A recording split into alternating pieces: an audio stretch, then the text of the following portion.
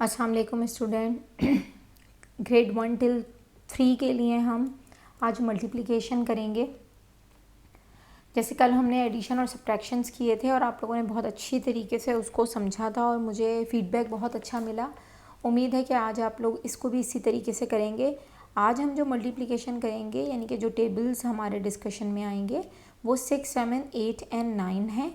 Because grade 2 onward, grade 2 and 3 में आपको tables upgraded हो जाते हैं। आप नॉर्मली 1 क्लास में आप 1 से 6 तक करते हैं और उसके बाद आप 6 ऑनवर्ड्स चले जाते हैं। तो आप ये मैं यहाँ पे आपको बता सकती हूँ। देखें, ये एक बॉक्स है मेरे पास, ठीक है। उसमें मेरे पास 6, 1 2 3 4 5 6 सर्कल्स मौजूद हैं। इसका मकसद है इन सारे बॉक्स में 6 सर्कल्स हैं। तो ये मेरे पास कितने टोटल बॉक्स हैं पहले ये मैं चेक करती हूँ।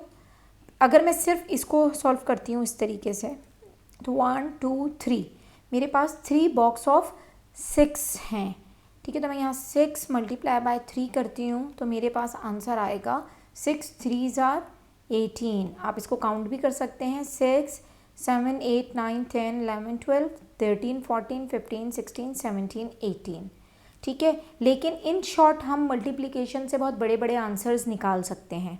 ओके, ये 18 होगा, ये 180 नहीं होगा। ओके 18। फिर इसी तरीके से इसका भी यही आंसर है। अगर मैं इस पूरे का आंसर निकालना चाहूँ, ठीक है, जैसे मैं इसको अगर यहाँ से हटाती हूँ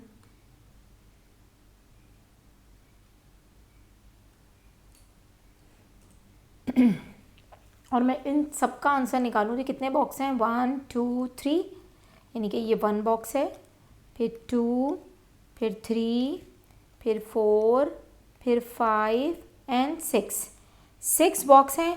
हर बॉक्स में कितने सर्कल्स हैं मेरे पास 1 2 3 4 5 6। तो 6 मल्टीप्लाई बाय 6 6 6 आर 36, ठीक है। जब आप टेबल याद करते हैं तो आपको ये बहुत अच्छी तरीके से क्लियर हो जाता है। अगर मैं आपसे कहूँ कि मुझे 1 2 3 4 बॉक्सेस का निकाल के दें, ठीक है, तो 6 तो मेरे पास एज इट इज़ है। अब मुझे 4 बॉक्सेस का निकालना है तो 6 4s are 24।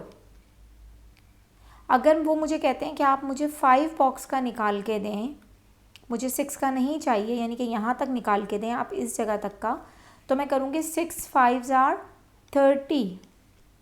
अगर वो मुझे कहें कि आप मुझे 6 3 बॉक्सेस का निकाल के दें जैसे हमने पहले निकाला था तो 18, ठीक है। अगर वो मुझे कहें कि आप 6 मुझे सिर्फ 2 बॉक्सेस का निकाल दें तो ये आ जाएगा 12। अगर वो सिर्फ एक बॉक्स मांगेंगे तो 6 1s are 6।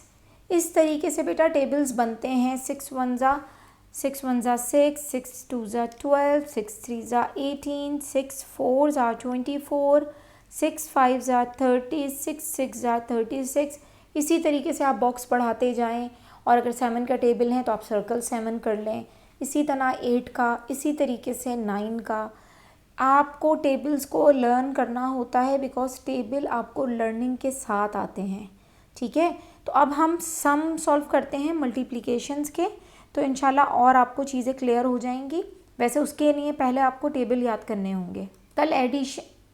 कल जो हमने एडिशन और सब्ट्रैक्शन की थी तो उसमें हमने एडिशन में कैरी और सब्ट्रैक्शन में बोरो के रूल्स भी किए थे। तो आज हम जो मल्टीप्लिकेशन करेंगे उसमें समटाइम्स हमको कैरिंग भी करना होगा, तो आपको उसको थोड़ा सा देखना होगा।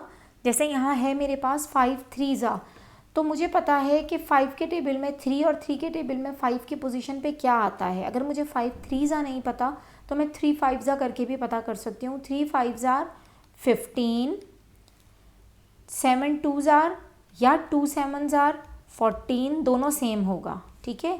9 2s are या 2 9s are 18। अब मैं आपको एक चीज़ यहाँ पर बताती हूँ। 3 7s are, जो आसान है वो हम पहले कर लेते हैं। 3 7s are 21। अब इनको मैं आपको स्पेशली सॉल्व करना बताती हूँ, ठीक है, ये वाले जो हमारे पास हैं।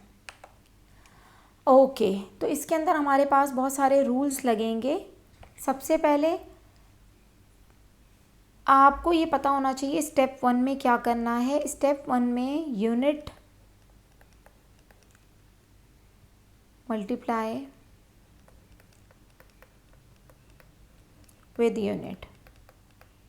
ओके, यानी कि हम यूनिट या वंस को मल्टीप्लाई करेंगे यूनिट या मल्टीप्लाई वन से। जैसे ये जो है मेरे पास यूनिट प्लेस है, ठीक है, तो इन दोनों को मैं मल्टीप्लाई करूँगी। 5 3 ज़ा 15 का 5 हमारे पास यहाँ आ गया। आपको पता है टेंस और यूनिट में हम लिखते हैं, तो 5 आ गया। यूनिट को हमने यूनिट के नीचे लिखा और वंस को हम आगे ले गए यहाँ पे 1, यानी कि जो टेंस प्लेस है वो आगे चला जाएगा। ठीक है बेटा, तो ये वाला कन्फ्यूजन बाद में कर सकता है। 3 1 ज़ा 3 एंड 1 4, तो 3 15 ज़ा या 15 3 ज़ा 45 आया है मेरे पास। अब इसी तरीके से सबसे पहले आपने वंस मल्टीप्लाई बाय वंस करना है। 5 3 ज़ा 15 का आपने 5 लिया, 1 को आपने कैरी कर लिया। अब सेकेंड टाइम पे अगर मैं इसकी कलर चेंज करूँ तो आपको ज़्यादा अच्छा समझ आएगा। सेकेंड स्टेप पे आप ऐसे करें कि आप 5 को 10 से मल्टीप्लाई करें।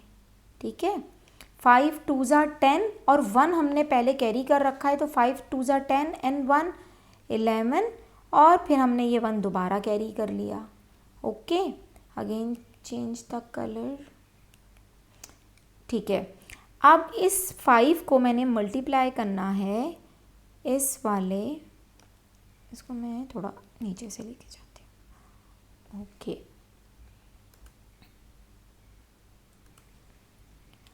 इसको हम यहाँ से लेके जाते हैं। ये इस 1 से मल्टीप्लाई करना है मुझे इस 5 को। ठीक है, 5 1 ज़ा 5 और 1 मेरे पास पहले से कैरी में मौजूद है, तो ये हो जाएगा 6। तो आपने सबसे पहले क्या देखा कि मैंने यूनिट मल्टीप्लाई बाय यूनिट किया, तो 5 3 ज़ा 15, 5 हमने नीचे रखा और 1 को हमने कैरी कर दिया, same as which we done before with addition. 5 2 ज़ा 10 एंड 1 11, फिर 1 हमने नीचे रखा और बिल्कुल पहले की तरह ही 1 को हमने कैरी कर दिया। फिर 5 1 ज़ा 5 और ये जो कैरी किया हुआ 1 था इसको हमने इसके साथ ऐड किया, तो 5 1 ज़ा 5 एंड 1 मेक्स 6। तो इस तरीके से हमें ये इसको फॉलो करना होता है। मैं आपको ये रूल एक और लिख देती हूँ ताकि कोई प्रॉब्लम ना हो बच्चों को। ठीक है, देन यूनिट मल्टीप्लाई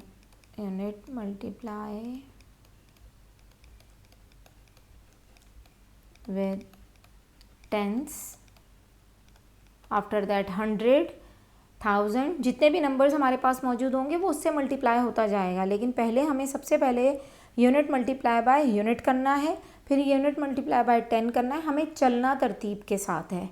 ठीक है बेटा, अब हमारे पास वर्ड प्रॉब्लम्स हैं। वर्ड प्रॉब्लम सॉल्व करने का वही एक सेम तरीका आपको पता है कि पहले आपको वर्ड प्रॉब्लम पढ़ना है।